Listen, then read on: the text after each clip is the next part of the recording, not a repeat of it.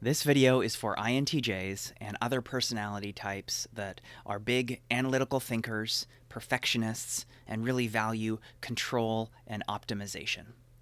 So, it sounds great, in theory, to optimize every aspect of your life, to feel in as much control as possible. You've got all your systems dialed in, you have carefully examined every way that you approach life, every way that you think about things, and really tried to dial everything in to perfection, right? But at the core level, there are two main problems that get in your way. The first one is when you are dealing with other people, or really anything external from yourself. Right? If you are trying to control the weather, right?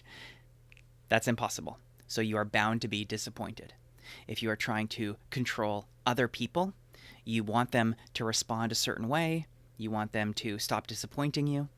If you think, I just need to keep optimizing my communication, I need to keep optimizing exactly how I work with other people, if I massage it just right, then they will always perform exactly as I want them to perform, right? That's a fool's errand, because ultimately, you can't control other people. You cannot control fully anything outside yourself. So you are bound to be disappointed if that is your goal for 100% total control of reality. So a healthier way to think about this is orienting around which types of things are actually within your sphere of control and which types of things are not. The other way that you get into trouble is discounting the power of emotion, of feelings. So, as an analytically minded person, you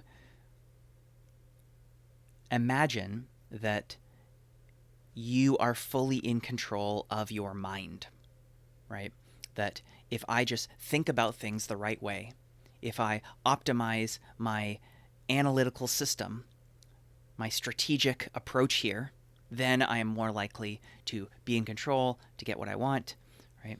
And the problem is that humans are animals, and we are deeply, deeply impacted by our feelings, by our emotional experience, right? Imagine you are a new mother, and your baby keeps crying. Logically speaking, you know you love your baby so much, right? So you should never be frustrated at your baby, right? Logically, you know they are just a tiny little human who doesn't understand what's going on. Of course they're crying. It's not their fault. They're so lovable, right? And yet, so often, you probably feel pretty darn frustrated with them. You just wish they would shut up. And, you know, that sucks to admit, but you probably feel that way sometimes, right? So that is a very clear example of how your thoughts are telling you one thing, your logic is telling you one thing, but your body is responding a certain way, your emotions are flaring up in a certain way that overrides the logic. And sure, when you're in your best state, maybe you can keep reminding yourself, yes, I love the baby. The baby's trying its best. I shouldn't be mad at the baby. But when it keeps happening, your emotions, keep flaring, and eventually you get exasperated. Right? So the truth is that if the thoughts were fully in charge, if the analytical mind was fully in charge, then, people wouldn't smoke, they wouldn't gamble, right? They wouldn't eat too much sugar, right? We logically know those things are bad for us, but we do them anyway. And so it's really tempting to imagine, I made this bad choice earlier in the week by, not spending enough time on Sunday doing food prep for the coming week. If only, I wish that I can see it so clearly now that I regret it. I should have thought about this more logically and focused more on food prep instead of watching TV. Right? But if you imagine going back in time to that Sunday, even if you from the future came back and said, you're going to regret this, you should do more food prep. You already knew that. It's not a lack of information. So what really happened there was probably you were exhausted. For whatever other reason, you had this feeling sensation of, I don't want to do food prep. So even knowing that you were going to regret it, you already knew that, right? So the way to solve that then is not through facts. It's through dealing with your feelings, right? And I have many other videos about that. But for now, I just want to get across to you that you are someone who really values control, optimization. And that's healthy as long as you put parameters around it. But you really need to understand that at the end of the day, optimization must take into account feelings and emotions, right? That's true optimization.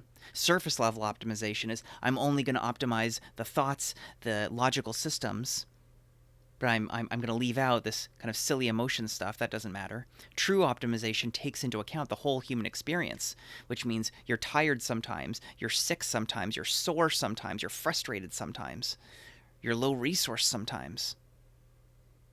So true optimization means that you need breaks, you need self-care, right? And true optimization must take into account that the only thing you can ultimately control is how you respond to what's happening in your life. You can control how you respond to stimulus, to thoughts appearing in your mind, to emotions appearing, to tiredness appearing, right? You can notice that happening and make choices. And you can refine those over time based on what you learn from the impacts around you. But ultimately, whenever you're involving other people or external circumstances, your control, your ability to control is always going to be constrained. And that's okay. That's just what it is to be alive, right? That you cannot ultimately control everything, and that you are an animal that experiences emotions, and often those emotions are more powerful than thoughts. So this isn't meant to be discouraging. It's meant to be encouraging, that if you really want to optimize, if you want to really be in control, then great. Just recognize the limitations of that, what is within your control, and what's out of it. I hope that helps. I wish you a nourishing day.